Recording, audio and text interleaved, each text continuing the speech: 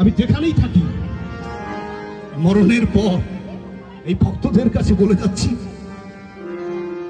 আপনারা আমার দেহ ওরাকান্দিতে নিয়ে যাইয়েন। আমি যেদিন এই পৃথিবীতে পারবো না, মহাকালের নিয়মে যেদিন, সেদিন আপনাদের কাছে আমার প্রার্থনা থাকলো, শ্রীধামের মাটিতে আমার এই মরদেহটি যেন নিয়ে যাওয়া হয়। কারণ আমার জীবন,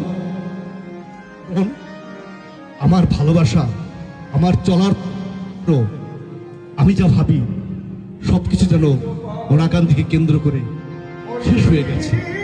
আমি যা আছি একটি শ্যাডো।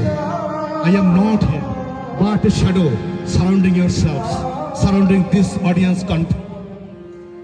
Grand audience. প্রিয় ভক্তবৃন্দ, I shall end my speech with my tears.